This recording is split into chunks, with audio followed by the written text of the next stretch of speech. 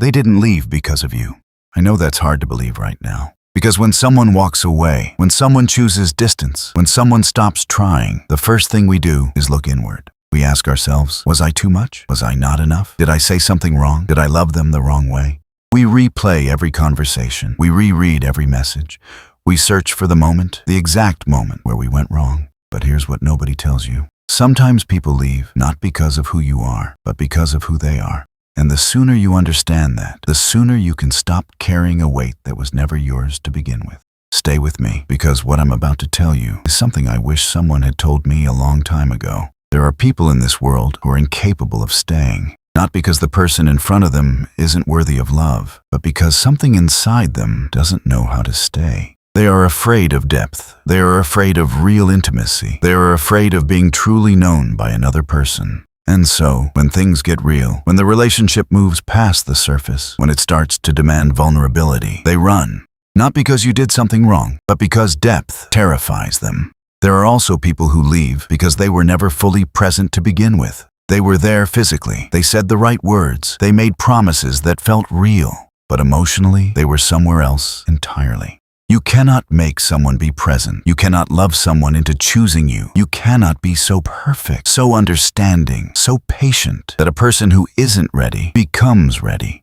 Readiness comes from within. And if they weren't ready, that is not your failure. That is their limitation. There are people who leave because they're addicted to beginnings. The excitement of something new, the rush of a first conversation, the thrill of being wanted by someone who doesn't yet know your flaws. These people move from person to person, not because each person failed them, but because they are running from themselves. You were not a failure, you were just a chapter. They weren't brave enough to finish. Now let's talk about what you told yourself after they left. You told yourself you weren't interesting enough. So you started reading more books, learning new things, trying to become someone more worth staying for. You told yourself you were too emotional. So you learned to suppress what you felt. You stopped sharing. You became quieter, smaller, easier to be around. You told yourself you were too needy, so you stopped reaching out. You waited for them to come to you. You pretended you needed less, even when you were falling apart.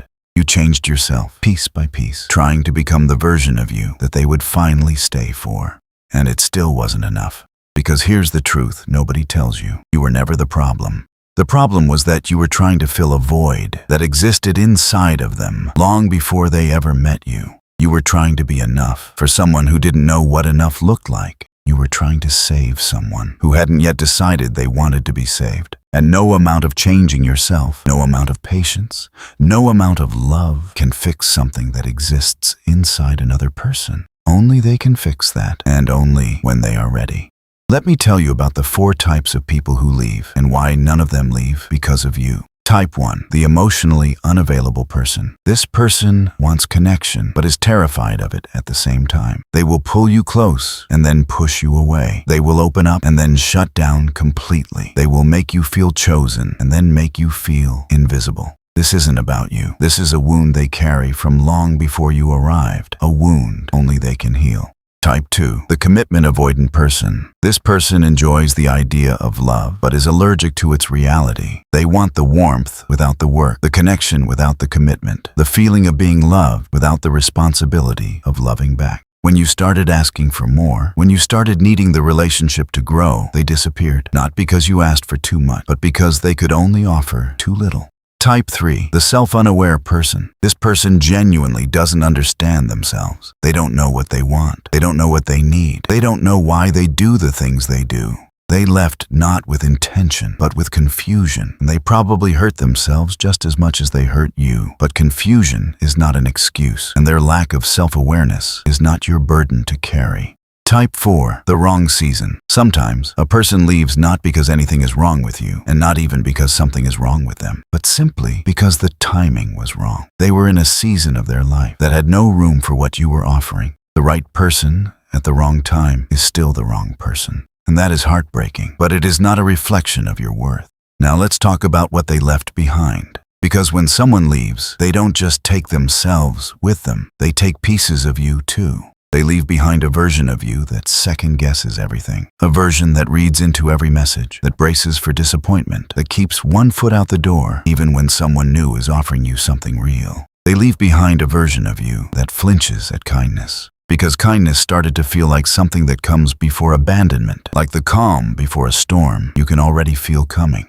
They leave behind a version of you that apologizes for existing, that shrinks in spaces where you should be expanding, that makes yourself smaller, hoping that if you take up less room, maybe this time, someone will stay. I want you to hear this clearly. That version of you is not who you are. That is who their leaving made you believe you were. And there is a profound difference between the two. So, how do you heal from something that wasn't your fault? You start by giving back what was never yours. The shame, the self-blame, the endless loop of, what did I do wrong? You give it all back, not to them, but to the truth. The truth that says their leaving was about their capacity, not your worth.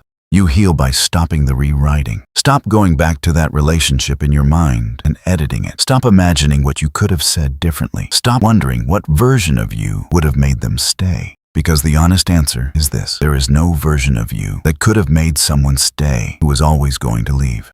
You heal by choosing to believe that their departure was not a verdict on your value. It was simply the end of a chapter that was never meant to be the whole story. Your story is still being written. And the next chapter belongs to someone who chooses you fully, without hesitation, without conditions, without making you wonder if you are enough. You are enough. You have always been enough.